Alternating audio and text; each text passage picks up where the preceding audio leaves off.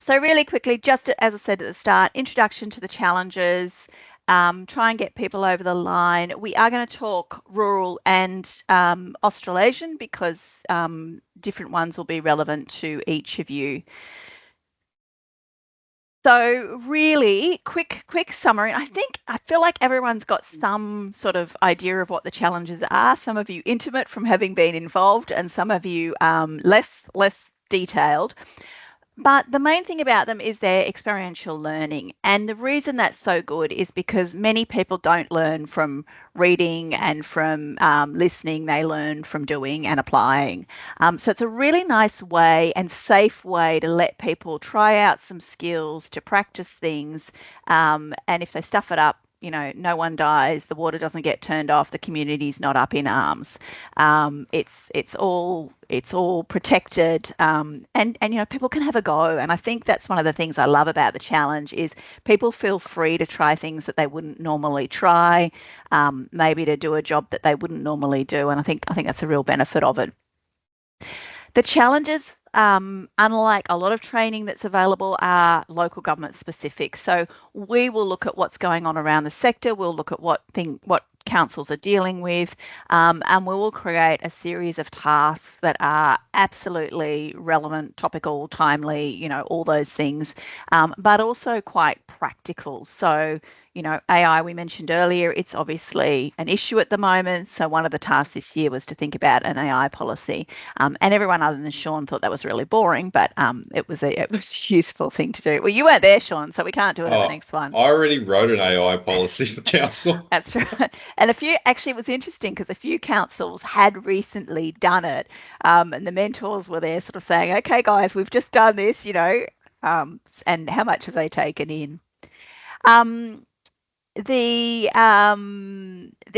terms of the two challenges, I'll just add here. So the Australasian Management Challenge, which is a bigger event and has a bigger team of people, its tasks tend to be they're a little bit more high level and theoretical, whereas the rural will try and keep it at that sort of that far more practical, the types of things that most officers would have been exposed to, even though if they're not involved with or haven't paid attention to, like an AI policy. The Australasian Management Challenge, as I say, might be a little bit more high level and have a little bit more councillor interaction potentially, or reports to council. And what they're a good opportunity to do too is they test people's knowledge.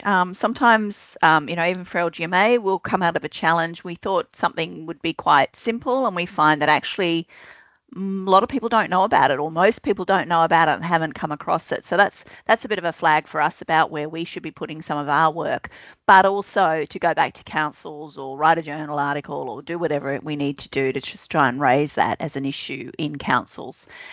Sometimes mentors will come to me afterwards and say, oh, look, I thought my team would blitz this and they didn't. And obviously we've just missed something here internally. So it's good for that. It's a good way to test knowledge, good way to test skills, as I said, in a safe environment. What it really does, which is not always easy to do or to assess in a council, in a workplace, is people's ability to problem solve. So we're really asking them all day to problem solve, and that could be to prioritise, that could be to, work out how to manage something with limited resources or information or whatever it happens to be. So great to see them take that on. And of course, teamwork and collaboration, a really good way for individuals to get an understanding of it, but we test how they work as teams, and we actually assess that. We don't score it, but we assess it as part of the process. They're fun, but they can be high pressure learning environments, although we got some feedback that Management Challenge this year was too easy. So if you're going to do Australasian Challenge next year, expect it to be tougher. And as I said, there are the two challenge formats to choose from. The differences being the level of tasks, but the most important difference being the number of team members. So for the Australasian Challenge, we have a team of 6 plus a mentor, and for the rurals, it's a team of 4. So a little bit less investment of time and effort for council.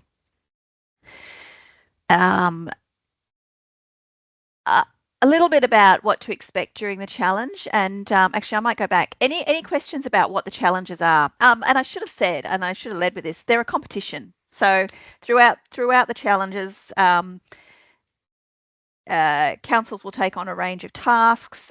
We will assess them. They will be across a wide range of areas. So there'll be something with a financial bent, there'll be something with an HR bent, there'll be something that involves some stakeholder engagement. There'll be role plays, there'll be reporting, this year we had a return to work plan, lots of different things that people are doing. It is in a competitive environment. Sean's already laid down the challenge to the North Queensland people. And some teams come to compete, some teams come to test themselves, and some teams it's a little bit of both. But I think most people hope to have some fun along the way. Any quick questions or comments on that area? I'm going to move through quite quickly, but happy to stop as we need to. So in terms of what to expect on the day, they're all quite different. Usually we'll have some sort of meet and greet beforehand. If it's the Australasian Challenge, the teams that are coming in early will often organise to have drinks or dinner somewhere with the other travelling teams. Sometimes they save it till after the event.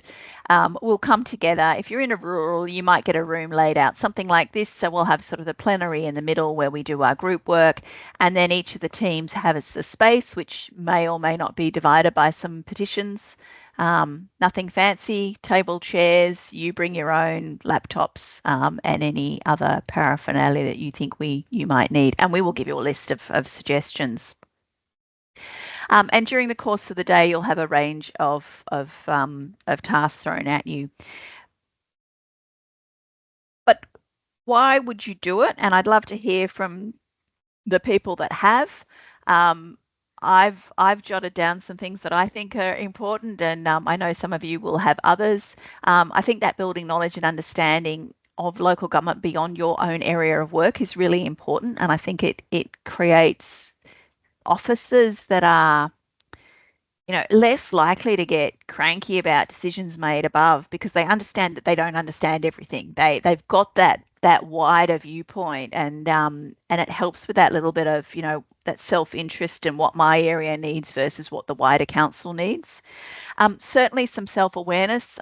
We've had some eye-opening moments over the years where people have come out and one guy came out afterwards and he said, I thought I was the most laid back person in the world, and it turns out I'm a control freak, and no wonder I have particular issues with some of my staff. So, it was really good, because in a team environment where there's no positional authority, he heard some home truths that have really helped him move forward.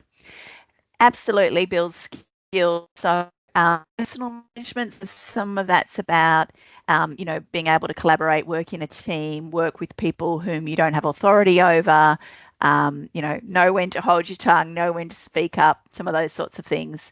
Learn how to collaborate, problem solve, and really importantly, decision making. I think that's one of the things that people often talk about is, we had to sit there and we had to make decisions, and we couldn't kick it down the line. We couldn't say we're going to wait for more information. So we had to really think about how we took on that decision-making role.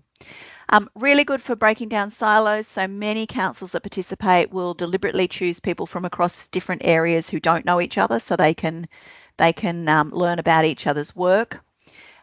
We've had some big wins with people who, those people in the organisation, I've used the example of the ones who are getting itchy feet. They need a new challenge. You can't give them one in the role at the moment, but this is something to get their teeth into. And, potentially if it's the Australasian Challenge, it might be a five-month period that they're on the hook for this. So that can be good. Some councils use it as rewards and recognition, which I think is fabulous. And the other thing is people get feedback, and it's feedback from someone outside their organisation. So it's not kind of got all those performance management and other connotations on it. It's just straight, non-judgmental feedback, and I think that's a gift and really useful. But maybe, I don't know, Emma or someone else want to mention what you think the benefits are, if there are any that I've missed.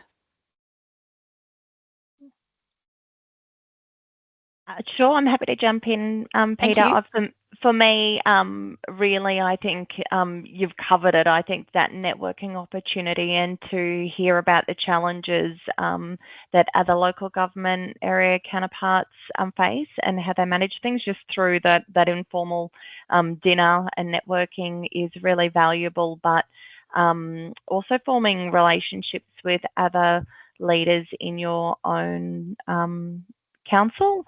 I know that in ours, particularly because we're quite regionally placed, we don't always have the ability to work together and crossover. So it gives you that really good broader awareness of other challenges that we face in our council and sort of a really holistic understanding. And you get to draw off other leaders in your organisation. It's a fantastic challenge. Excellent. And probably you've reminded me, though, the thing that I didn't mention too is in some cases, particularly for the hosts, the elected members might get involved and get a feel for what's going on. And particularly at the welcome, you often have, the mayor or a deputy or a councillor come along and do a welcome. And I think it's nice to get that interaction. But also for other people that are involved and they might come along as actors or observers and fulfill other tasks, that can be really beneficial too. We did traumatise a Western Downs team one year because we had one of their directors doing the acting role, and I think that was a bit rough because he was a bit mean. But that was my year, Peter. I remember. I know it was, and you did great. But But I think, sometimes the people doing the observations, they notice things about their team, what they know, how they behave that actually help them too. So there's a flip side there as well. Carmen, welcome. We can't see you, but I can see that you're there. So Carmen is from Woorabinda. Yes, I've got my tea. Hang on, I'll put them on. They didn't want to be on camera. we won't hold them to it. So we're hoping Woori is going to, for the first time, participate in a challenge. Yeah, I don't. Like I spoke to you about, there was not a very good understanding about the challenge, and then our finance fella just completely shut it down.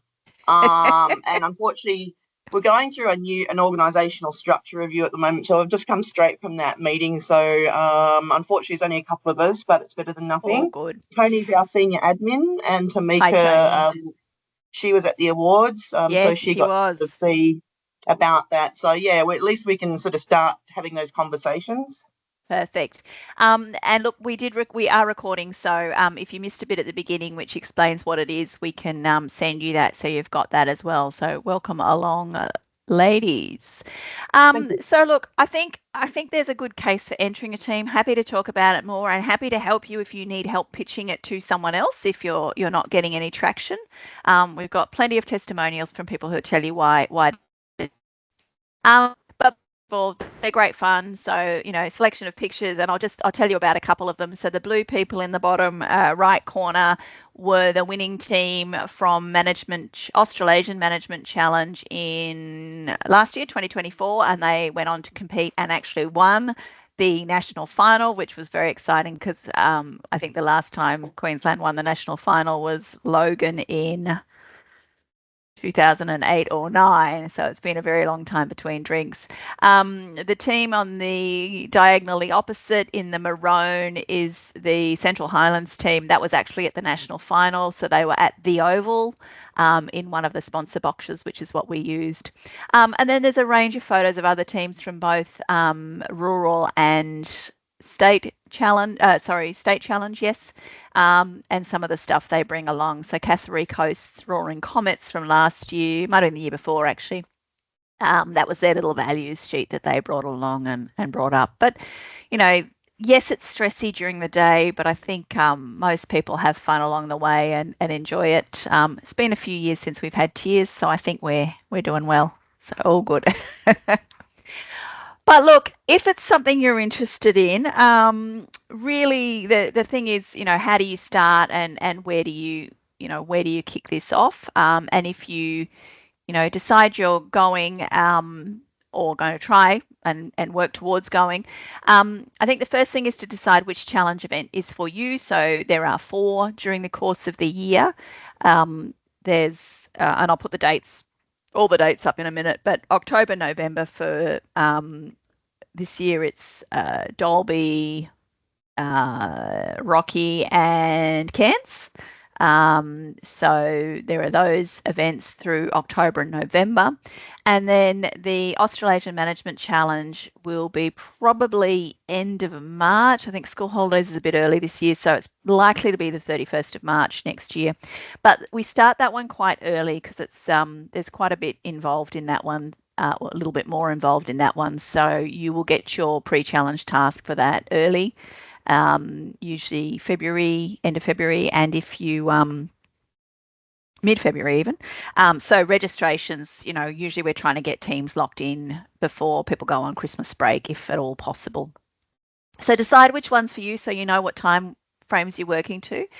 And then I've set a purpose to determine team selection. So I think Emma might talk to this, and I know Livingston Anna has thought about this in the past as well. Is what are you looking to do with this? So maybe if it's your first year, you don't want to open it for nominations because people don't know what they're nominating for, or they'll be nervous. Maybe you do. Maybe you want to link it to your performance processes, and maybe it's a development that someone's been identified as needing development, or someone's been identified as doing something really good and needing a challenge, and maybe it's a reward. So councils do a couple of things. They tap people on the shoulder. They call for expressions of interest. Some councils have quite a competitive process to get in the team. You actually have to, say what you're going to bring. And some councils set up a team based on getting the best mix of skills so they can be the most competitive. Some just go based on the people that are interested and that they think they want to recognise or reward. So entirely up to you. Emma or anyone else, do you want to comment on that in terms of how you do it, or what works and what doesn't? Yeah, happy to, Peter. Our council put this up for our executive team to determine who's going to be participating, but that's not necessarily them, shoulder tapping or nominating people. We do open it up to all staff to express their interest in, and our approach is that we really want to grow our people, so that it's the opportunity to, for that skills and leadership development for our teams, not necessarily going in for the hard and fast win with who we know has the skills already developed. So it's a really good succession planning thing for us. If we know we've got future leaders that are probably going to be, moving into roles, or they're on a pathway, then this is a fantastic opportunity for those types of people. So I think there's a variety of factors that our exec team definitely consider when looking at who they're putting into the team, and it probably crosses over on a number of different purposes, whether there is development that may be required for an already existing leader. They may need that further development, or it might be to grow those skills in the team and sort of boost our future leaders that are coming through. So yeah, there's a bit of variety there, Peter. I don't know if it's a one size fits all, but our executive team are wonderful in that they take a lot of care to look at those expressions of interest, and we do give the opportunity to all of our staff to put their hand up for the opportunity to do it. Lovely, thank you. Or you could go the other way and do what Sean did, which is he was told he was doing it, and so he went and tapped 3 mates on the shoulder, and we'll see what turns up on the day, right, Sean? Autocratic selection, sometimes the best way to do it. Now, I also picked people who are doing things like the Ignite program. So I chose people who were actively participating in studying programs, and part of it is I want to put their knowledge that they're learning in their training that we're putting them through to the test as part of this challenge. Yeah. And so it's a bit of a let's see how they're going exercise. Yeah. So look, there's no right and wrong way to do it. And it's, as I say, if you're just starting out with the challenge and your council doesn't have a corporate memory about it, an expression of interest might not work. You might have to do some explaining and selling first, or it might. I can't tell. And then the next thing you need to do is nominate a mentor. So your mentor is someone who will work with the team, be a sounding board for them, help them with their preparation and keep them pushing and working together. So it doesn't have to be a senior person necessarily, but it has to be someone who's willing to work with the team and put them through their paces. In some councils, this ends up in people and culture. In other councils, it's split, and there's no right or wrong. It could be anyone. And then you need to recruit the team. At that point, it would be really nice if you tell us that you're coming. And register someone, and then we can save you a spot and prep. So any questions about that preliminary stuff, which is really the stuff to get you, deciding that you're doing the challenge? Is anyone worried about it? Got a plan? You think you're on it? Yeah, all right. Peter, can I ask a question? Yeah. I don't know if you might even move into this, so sorry if I'm jumping That's ahead. quite But all right. something that we've probably struggled to communicate well ourselves to our team in the past is the expectation around what that commitment looks like in the lead up in terms of hours. I know from past experience for when I did the AMC, it didn't require a lot of time. It was a lot of team building sort of initially, but then as we got closer to the pre-challenge task, we might have been out for, 5 hours of the week as a whole team in those last few weeks, sort of pulling it all together and finalising the report and whatnot. So do you have a recommendation or a guideline that you sort of generally would share to say, what will it look like in terms of a commitment for those who might be interested, because that can be a determining factor as to whether they put their hand up or not. Participate. Yep. We don't, and it does vary. However, and I we'll talk about this a bit more in the. Well, I'll go on to it now.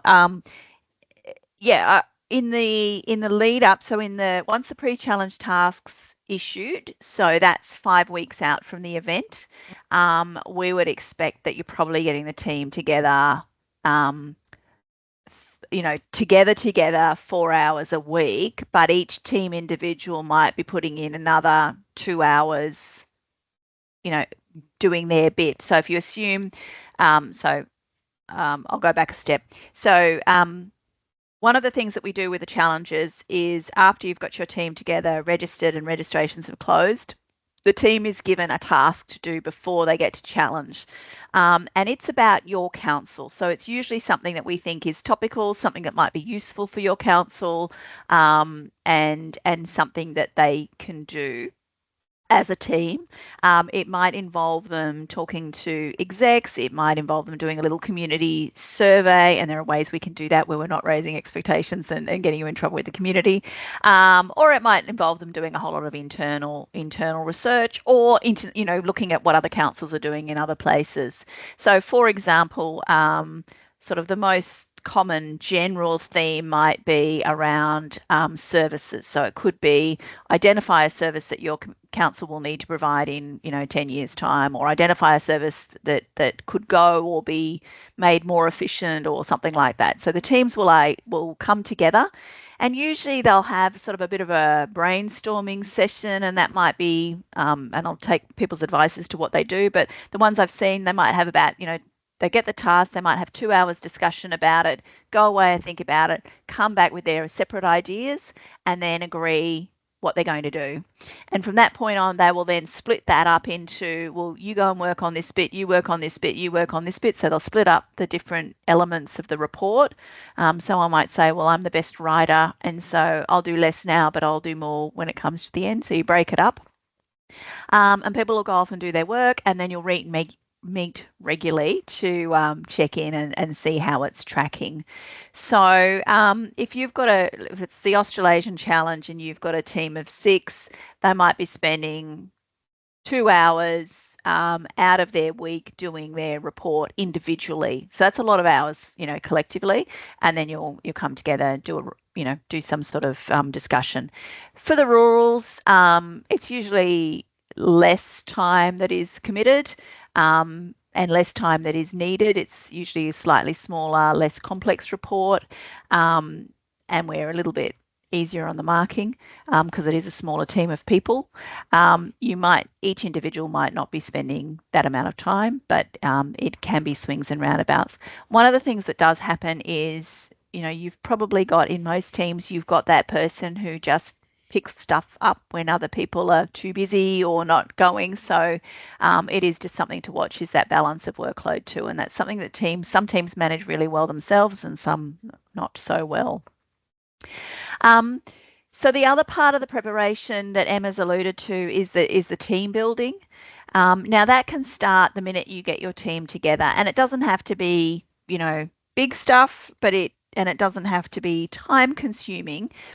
But what you want to have by the time you get to challenge day is a team that's thought about how they're going to work together, how they're going to make decisions, how they're going to allocate tasks, how they're going to check in, who's going to do the proofing, what different roles people are going to play during the day. Are they coming to put the best experience on the task, or are they coming to make sure everyone gets some growth? So maybe everyone does the task they're least comfortable with. So those sorts of decisions you want to have got to. Some councils will do that by using some profiling tools. They'll use a whole range of team building activities. There's a lot of different things people can do. We will give you some, and in fact this year we'll give you more because we want to provide a bit extra support. And some of you will have your own. Does anyone want to comment on what sorts of activities they've done or find useful?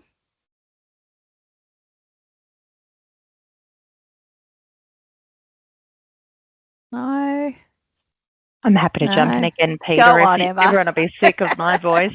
We started with things that were really simple, like a team lunch, just for introductions and to take the formalities out of it, I think, and get everybody comfortable with each other, and then looked at some strengths tools and things like that to sort of get a good understanding of where each other's strengths lied, and then it positioned us better to then figure out who was going to sort of lead in what things. And like you've alluded, Peter, in our circumstance, a lot of the time we tried to do the thing that we were least comfortable with so that we got the growth.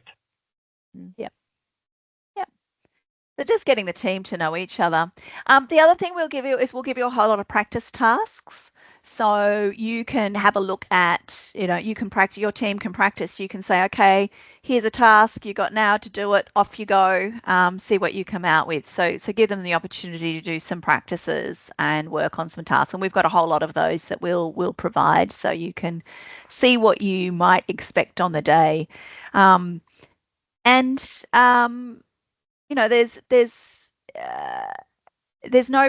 of the tasks have a perfect answer. It's not like a maths test whether you're either right or wrong. So every time you do them, you'll think of other things that you could include, and you can also bring in some other people to have a look at what's being produced and give some feedback as well. So it's an opportunity really just to work with people about where they might not be comfortable or competent. So for example, a lot of tasks are going to have a financial element. You need to, think about, is there a cost to council? And a lot of people say, oh, there's no money, so they don't mention it. But actually, there's a resource cost or there's another cost. So, that's one of the things you're just trying to get people to think about. Have I included the risks? Have I thought about the different implications, how it will look in the community? Is it politically palatable? All those sorts of things. So just a way to practice. So that's in your lead up, and that'll take you through to the end of your report. And then just before challenge, so you'll submit your pre-challenge task, and that'll be sort of the week before challenge usually. Now the thing with that is there might be a task associated with it. So often we will link a task on challenge day to the pre-challenge task. So we use that information that's already been worked on by the team. In the last couple of years, what I've tried to do with that is actually give feedback on the task. We'll try and turn it around and give feedback so that the teams can go in with that feedback, and they don't, if they had a glaring error in their pre-challenge task, they don't double down on it in their task in the challenge itself. I'll leave that for the moment. So then what we will tell you is we will give you the name of, about a week out, we'll tell you who your mythical council is. So what is the organisation, the council that you are all going to be representing on Challenge Day? Because what you do is your team comes together, and you might be Bangarra Regional Council, and Bangarra Regional Council will have a brief. If it's the Australasian Management Challenge, that brief will be a full website, which includes the names of the councillors, the names of the executive officers. It might talk about your RAP. It might talk about a couple of key projects that the community is working on. It might talk about a couple of issues. It'll have your vision, and it might have some of your strategic or your corporate plan up there. For the Rural Challenge, it's probably a 2, 3, 4-page document which has key personnel and a little bit about the community. This is the demographics. We're regional. We've got a strip of coast. We've got this type of agriculture. These are our traditional owners. It'll be that sort of information. So teams are expected to familiarise themselves, and also have opportunity, and not all teams do this, but they also have the opportunity then to create some template documents with that council's branding on it. So they make their own branding up, and they can produce some templates. And if they do that, so it might be a briefing note, a report to council, a media release, a letter to the community.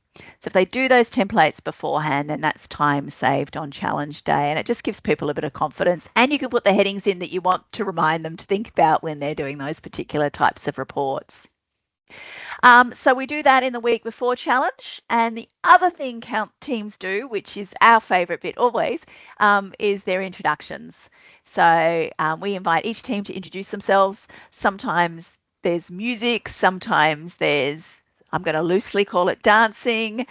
Sometimes there's poetry, sometimes there's rap, sometimes it's spoken word with some signage or some visual stuff. We don't mind however they want to introduce themselves. Might be tell us a little bit about the community and tell us about each of the team members as individuals.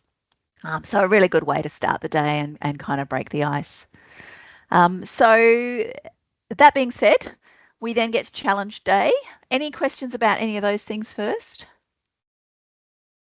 No, it sounds like a lot. It's not as bad as it sounds, I promise. It's lots of fun. So come Challenge Day, teams come together. I showed you a picture of a room earlier. They come together. They, where's my room? They'll get a little space, and they come in and they set up in the morning. And usually we let you in at about 7:30. Set your room up, put up your values, make sure you've got some laptops ready to go, plugged in, all those sorts of things. We then come together, all teams together in the plenary, which in this case is in those blue chairs in the centre, and each team gets up and introduces themselves. And then at usually about 9 o'clock, you go back to your team rooms where you will have your first 1, 2, maybe 3 tasks ready for you to go. So depending on which challenge it is, they might be emailed to you, or they might be a paper version that's put in an in tray, and teams can look at those and get up and running. Now generally they'll track their tasks as they come in on some sort of spreadsheet, butcher's paper, whatever it happens to be, a bit of butcher's paper with lines drawn on it, stuck on the wall, and they'll put in what time it's due, and maybe, when they aim to have it finished and proofed and all those sorts of things. And the tasks that come in through the day will vary from written tasks, some with financial elements, some with HR, some require investigation. Some you might want to do a little bit of research, some you won't. You'll have everything you need on the task itself. And that's more likely with your rurals. We try to keep the information, as tight as possible to the task rather than having to go and investigate a whole range of things. And other tasks will be role plays. Some you'll get to prep for, some you'll know very little. It'll just be someone's down in customer service. They want to speak to a manager. You're it. Go and sort it out. And they front up and have to deal with it.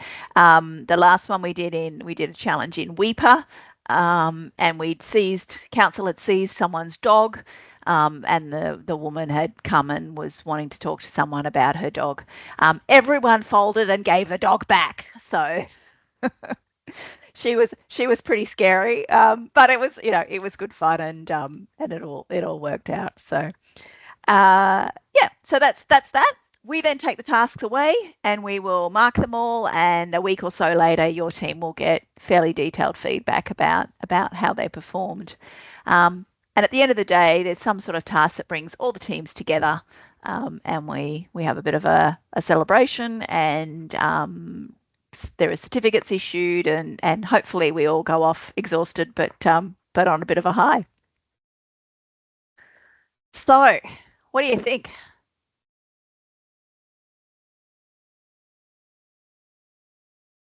Does anyone want to do it now? Yes, Warabinda's going to do it. You're in. Yeah. Awesome. Burke's Sean's pretty in. keen. Yeah, I'm always down. So I'm hearing some of you are going to have other people doing it, and you're going to organise it, right? Correction, my staff are always down for what I tell them to do. Yeah, we know.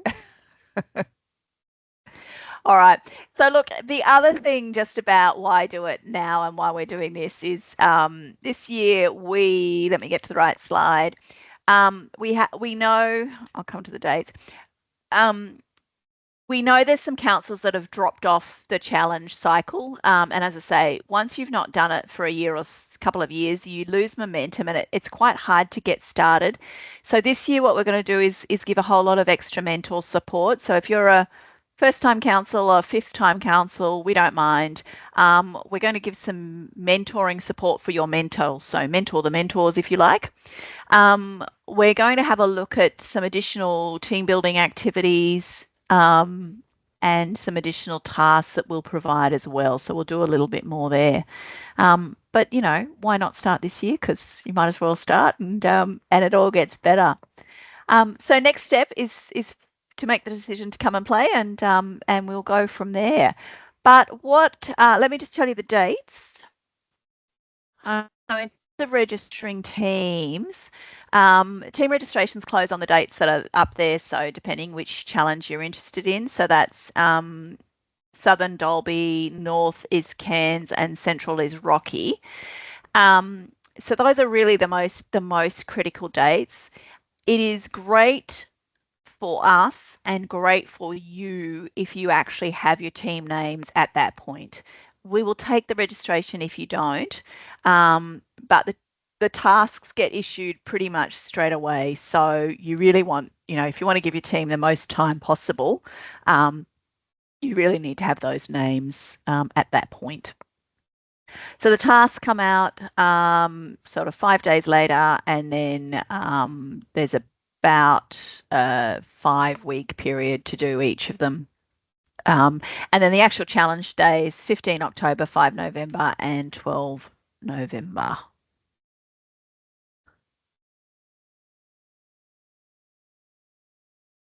I've just put the contacts there, but you've all got that. I am going to work out how to stop share and go back to conversation.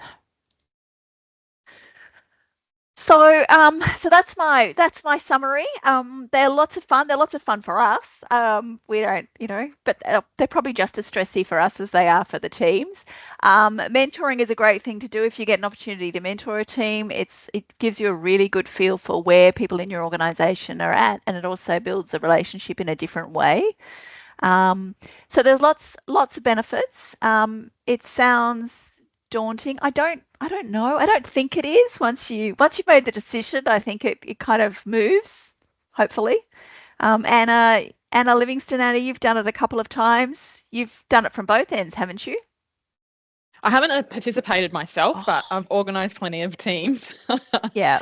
There is a lot involved. I guess from our end, it is challenging sort of getting that team together. But then from there, we've used people from our teams the previous year to then mentor the next year's teams. Yep. And then once someone's mentored, we often give them sort of like some development opportunities as a thank you for that, some other LGMA kind of conferences and programs and stuff. So it's a kind of full development cycle, I guess. Yep. Excellent. Thank you. Alina has just joined us. Alina's done 1,000 challenges, I reckon, from Cairns. How many teams have you mentored, Alina? I'm going to say, so ever since 2016, it will be 2 teams. We took a brief hiatus, not last year, the year and the year before. So yeah, I'll let you do the maths. 3 teams over the course of each 9 years. Yep. So lots. rural and estate. Yep. So I was just saying to the guys that, and thank you for coming in. So I was keen for Alina. I was keen for Alina just to pop in because she's done the mentoring thing many times. We're just talking about the load, and Anna was saying getting the team together is sort of the really the resource intensive bit and the tricky bit from her end. Once the team's together, what are you doing with them, Alina? Yeah, so we're again in a fortunate place where, because we have been running this for such a period of time, that we've already got some system and process in place. So the team at a minimum are meeting once per week, at least 8 weeks before challenge date. During that first week, we really do an assessment with the team, because depending on the needs of the team, are they new into the organisation? What's their understanding of local government? Does the team have a really good cross-section of the organisation? So yeah, as a mentor, we just do that bit of a skills assessment, and then we see, right, do we actually need to do some additional elements and skill building within the session? And then it's upon agreement, because again, I'm sure it's come up, like one of the biggest challenges is around people's time and people getting released to participate into the challenge, right? So, if you advertise that it's 2 or 3 sessions per week, that can be really, really overwhelming for some people. So we really try to do it as per agreement with the team and say, this is the development that we can provide you by adding in this additional session. And the focus is really around, again, is it that local government knowledge? Do we need to take them out and do some site visits? Do they need to get an understanding of the breadth and depth of the organisation? Do they need to attend council meetings? Do they need to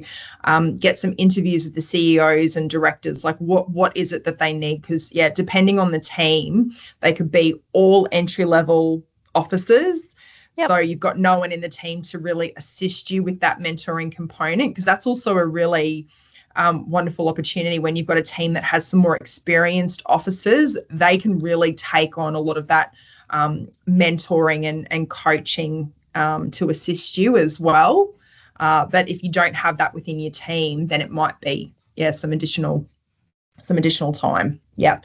So we do at a minimum 8 weeks. We did actually find with the last rural challenge that we extended the time slightly and built in some breaks, and that worked really, really well for the team. Again, it was we had a bit more lead in time, because there's always the school holidays in that lead up period. Yeah, the challenge, one of the challenges. Yeah.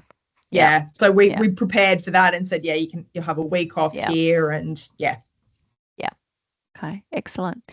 And I was saying to the group, so this year we'll try and organise some training for the mentors that want it. So first-time mentors, we'll give them some support.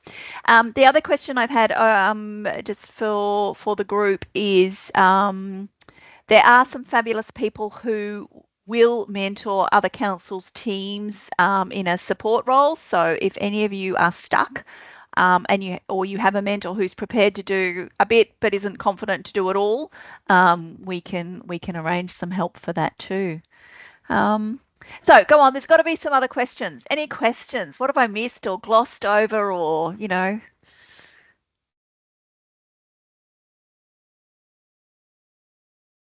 anyone got thinking we won't do this and there's a reason why?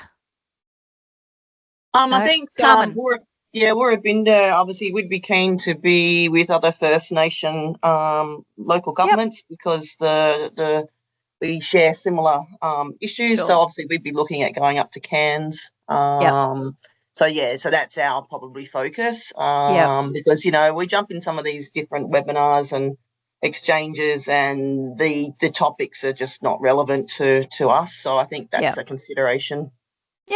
Yep. So I think we're going to have 3 other Indigenous councils in the Cairns event, and I'm pretty sure, Jackie, you guys are planning to go to Dalby, which is good, and Cherbourg has a relationship with Western Downs, so I think that'll work really well. Yep. Thanks, Carmen. And so maybe if you guys need help with mentoring, then we'll find a North Queensland mentor to support you, because then you're running on the same time frames. Yep. Any other thoughts, comments, questions? How do I sign up, Peter? I want to sign up right now. No, they are all open. They're just on our website. So I'll ask and answer my own question. So whenever you're ready, you can register at any stage, and you don't have to have all your team names. You can add them in later.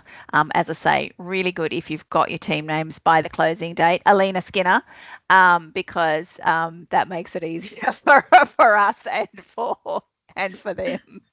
We'll be there, but yes, we are the worst at getting our registration in, so I'm sorry. No, it's all good. We'll be there with bells on. Yeah. All right. Well, look, I'll leave it at that. I'll make this recording available. If you do have questions, feel free to shoot them through. Any of our emails will work. Maybe the easiest one to remember is training@lgmaqld.org.au, or pick up the phone and we'll go from there. And as I say, you'll see Sashi and Cassie at the challenges, and hopefully I see all of your councils there. I think actually Livingston and Gladstone, we need you. We had to can CQ last year because we didn't have enough. So hopefully you'll be in that one, if not the Australasian as well. So yeah. Alina, is there anything you want to add that I have not, that you think people need to know? And I'm going to ask Emma that as well. Again, apologies, I'm not sure what was covered. Being a mentor is actually a really selfish opportunity for your own learning and development. I know the opportunities that have been afforded me in my own development and career progression by taking on the mentor role over many years. So there's a lot of learning, there's a lot of fun, you get a lot out of it yourselves. So it's not just about the participant. So as a mentor you get so much afforded to you. From a personal and a bit of a selfish perspective, absolutely take it on. For your participants, the opportunities that our participants have had by participating in challenges is absolutely amazing. The career progression that has been afforded to those that participate in challenge, you can really see where it takes you. The numbers of our executive management team, our directors that were all challenge participants years ago, it is just incredible. So it really does open doors for you. So if you're looking for a way to sell it, it really does provide that opportunity to grow in the business, where people in their day-to-day role, they may not get that opportunity. So it really gets them to branch out. So I just think if you've got people that are motivated and they want to see where they can go in their organisation and really fall in love with local government, then you have to do it. Yep. I'm going to put you on the ad campaign. Emma, did you want to add anything that you think people need to know that I maybe haven't heard? I think you've covered it really well, Peter. It does sound like a lot of information, but it's really not. I think once the logistics of getting the team together, as kind of Anna alluded to earlier, that's logistically tricky, I think, and sometimes it's a bit heavy going for OD or whoever's organising it. But once the team's formulated, it's really their own, and they're sort of working closely and really owning the accountability of the challenge. And it's such a great opportunity for them. And I think probably one of the only opportunities where they really get that holistic local government experience learning in a pressure cooker environment that's totally safe, like it's a sandpit environment for them to learn in, where they can come up against all of these challenges. And I know where I'd rather learn it, and it'd be in the training doing role play rather than dealing with the angry dog person at the counter who's just had their dog seized, So I think it's a really nice way to bring leaders from across the organisation who are probably up and coming together, and they form those relationships, but it gives them that holistic understanding of what counsellor does, because people don't get that. They're quite siloed in their working environment and maybe don't get that broader exposure, and then it allows them to cross-skill and step over and act up in different areas of the business, once they've had that opportunity for that leadership development. So I don't know, I think you've covered it beautifully, Peter. We love the opportunity. I very much valued my opportunity to participate. Beautiful. Thank you. I'm going to end on that note because that's two beautiful ways to finish. Thank you very much, everyone.